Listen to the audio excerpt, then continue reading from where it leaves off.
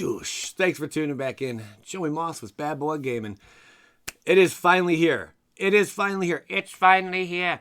That is 2021 is upon us. We all know 2020 has been filled with a lot of heartache and setbacks and just, it has been a really tough year on all of us. I think we can all agree on that. So out with the old, in with the new. I'm not going to dwell on it too much, but I wish everyone a very happy and safe yet fun New Year, New Year's Eve, and may 2021 be everything 2020 was not. Let's leave it at that. Woo! All right, that all being said, man, wow. I'm glad 2020 is wrapping up right now. Let's just move forward. We'll leave it behind us. So hooray, a big party. Let's all celebrate. Out with the old, in with the new again. All right, we have something for you guys and gals out there. New leak. What would the last year of 2020 be without a leak from Kaldheim? That's what everyone's going to be reporting on the news today. I know, it's crazy. And what is that leak? Well, we learn what a certain mechanic, a new mechanic, actually does.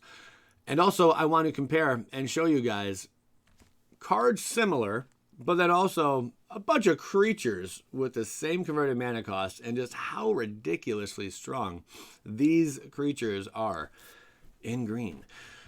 Here we go. Battle Mammoth. That's right. It's a 5-drop. Whenever a permanent, it has trample. Whenever a permanent you control becomes the target of a spell or ability an opponent controls, you may draw a card. That's pretty legit, but usually the person, your opponent, will probably just target this card to get rid of it, because if they leave it on the board, unless you can keep protecting it somehow, you're just going to keep drawing cards off of them if they're removing your other creatures. So this would probably be the first threat to go.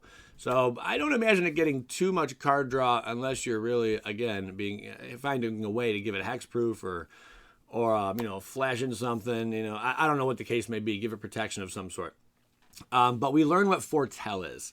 And Fortel is for 4. It says, during your turn, you may pay 2 and exile this card from your hand face down. Cast it on a later turn for its Fortel cost. So basically, you pay 2.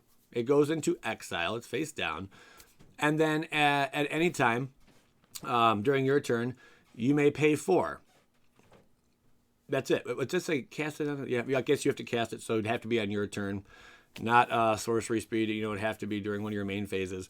But at any time after this, you may pay 4. And it also says cast it on a later turn for its Fortel cost. So I guess you could not play it this turn, which would kind of defeat the purpose of it altogether. If you could play it this turn, I'm sure you would do so. So for just 4, you can play this 5-drop that has trample and is a 6/5 with a pretty nifty little ability built into it. This does remind me a little bit of some past cards we've seen. Or a past mechanic, and that would be Morph. It's similar to Morph, not Morph whatsoever, because you don't actually get a creature on the field.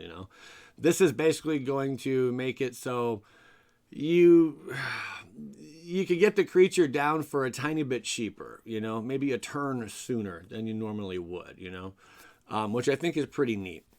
So, for instance, we've seen cards that have Morph on it, which is for 5. This creature Morph.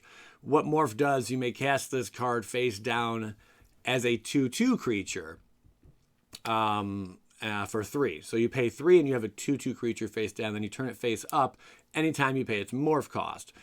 So, for instance, we're just looking at the Acroma Angel of Fury here, which got a reprint. It was actually pretty valuable until the reprint. The most expensive Morph card, I think, is sitting around $3, and I think it's a Chroma. I know Hooded Hydra's like $1.50. None of these Morph cards really took off, except for really a Chroma and maybe one or two others.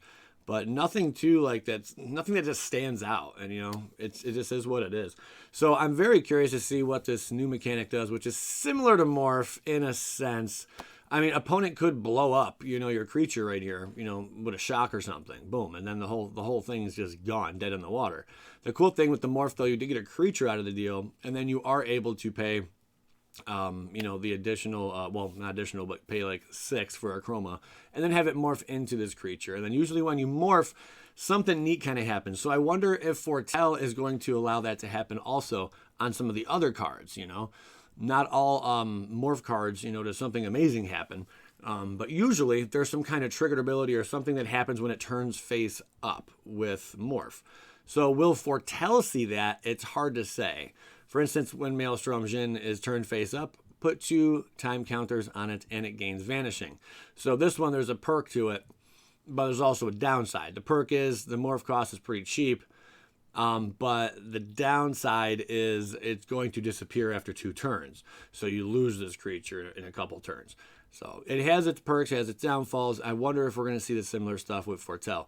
So this new big old mammoth, and we can't call it a mammoth, it technically is a mammoth, it's an elephant. I think it's going to be interesting to see what happens. There's not too much to say about this, like where it would fit in exactly.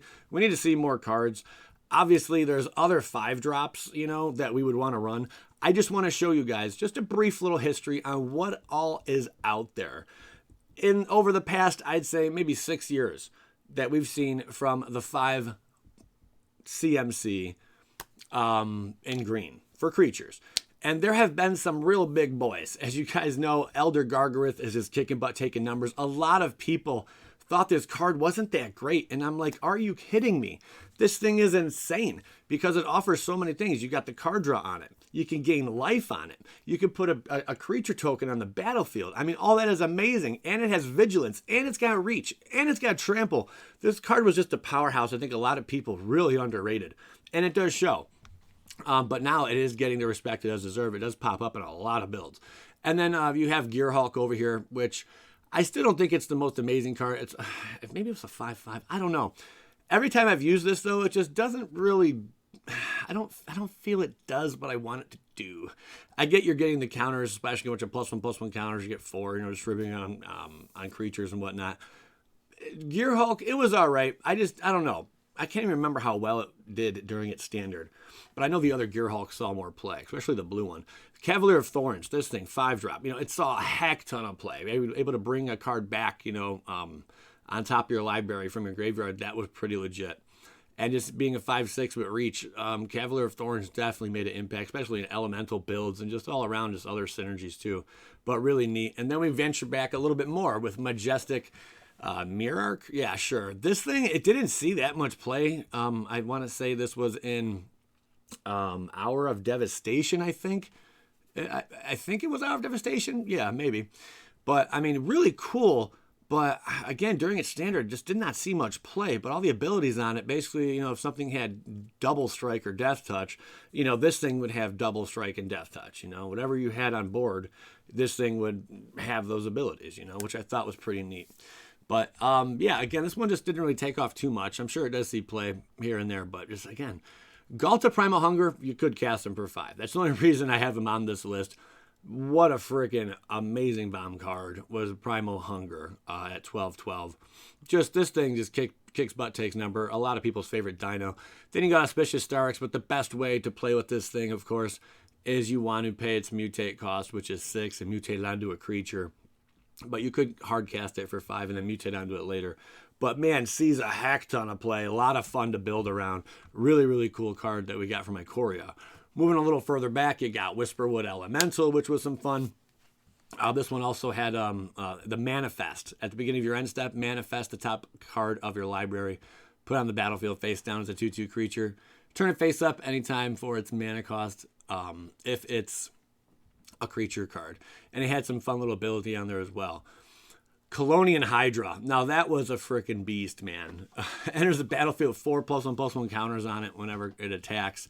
Double the number of +1/+1 counters on each creature you control, including the Hydra itself. So that was a blast. And then Outland Colossus was just another one with their whole renown thing. Make this thing just really, really big. Can't be blocked by more than one creature. Downside, didn't have a trample on it, but still really neat. And then we got Gigantosaurus at 10/10. Did not see a heck ton of play, but still a really cool card nonetheless. Pay only 5. Got a 10/10 on the field.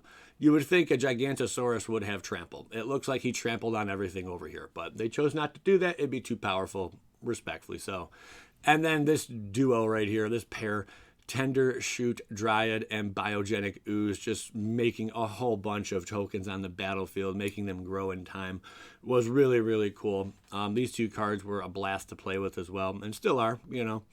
And then more recently, we got Ashaya Soul of the Wild Iron Scale Hydra, which is a lot better than people think. It's really annoying when you get this thing on the field to deal with. It really, really is. And then God Eternal Ronus. This, I had a lot of fun with this, making like dealing millions and millions of damage to my opponent in one turn.